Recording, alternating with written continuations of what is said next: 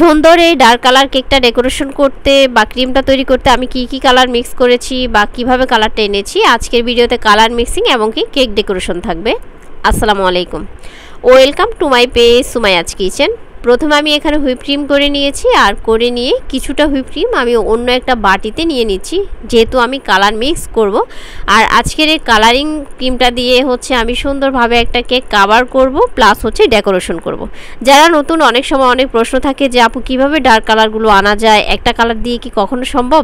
Dark colour কখনো কিন্তু একটা কালার দিয়ে আনা সম্ভব না, বেশ কয়েকটা কালার মিক্স করে হচ্ছে ডার্ক কালারগুলো আনতে হয়। সেজন্য আমি কিছুটা ক্রিম নিয়ে নিয়েছি, আর একে একে করে হচ্ছে আমি এখানে কালারগুলো ব্যবহার করছি। আর এখানে আমি রেডম্যানের ফুড কালারগুলো ব্যবহার করছি। প্রথমে কিছুটা ইয়েলো কালার দিয়ে দিয়েছি, এরপর আমি এখানে কিছুটা রেডম্যানের চেরি রেড কালার দিয়ে দিয়েছি, আর অল্প পরিমাণে কিছুটা ব্লু কালার দিয়ে দিয়েছি। ইয়েলো পরিমাণে একটু বেশি হবে, রেড একটু কম হবে, তার থেকে কম হবে ব্লু দিয়ে সুন্দর করে কালারটা নেড়ে চেড়ে মিক্স করে সুন্দর একটা কালার পেয়ে গিয়েছি আমি। আর এখন হচ্ছে আমি একটা কেক আগে থেকে ক্রাম কোট করে ফ্রিজে রেখেছিলাম, আর সেটাকে ভালো করে কাভার করে নিচ্ছি ক্রিম দিয়ে।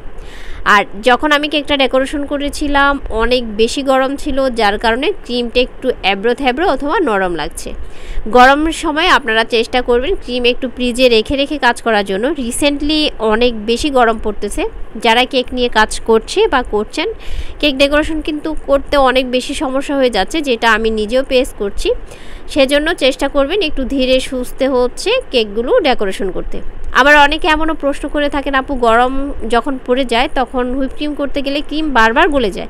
আমি সেক্ষেত্রে কি করব, গরম অবস্থায় যখন খুব বেশি গরম পড়ে, যেমন এই সময়টা অনেক বেশি গরম পড়ছে, ঠিক এই সময় চেষ্টা করবেন যে মিক্সিং বলে আপনি ক্রিমটা তৈরি করবেন সেটা এবং কি বিটারের কাঁটাগুলো ডিপে রেখে একদম ঠান্ডা করে নিতে, এরপর সেটা দিয়ে হচ্ছে ক্রিম তৈরি করে কাজ করতে।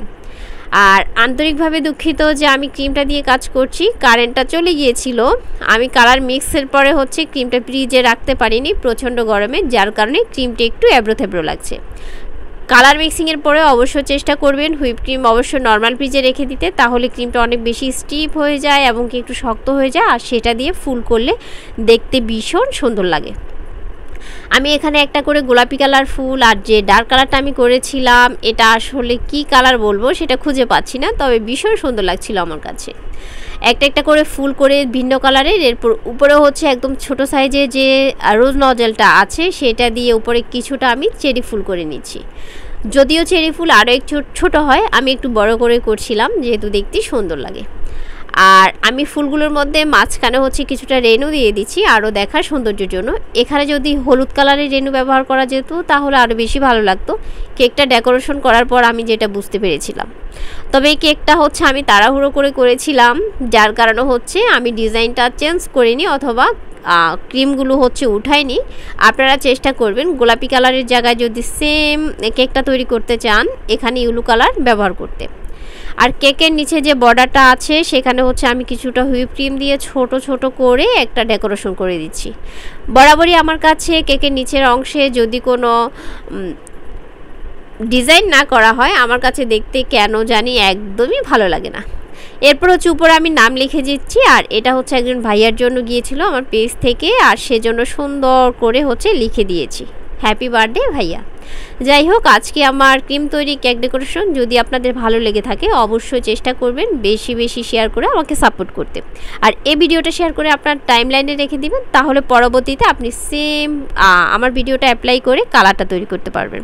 আর সবাই ভালো থাকবেন, সবাই সবার জন্য দোয়া করবেন, আর আমার জন্য দোয়া করবেন। আজকের মতো এখানে বিদায় নিচ্ছি, আল্লাহ হাফেজ।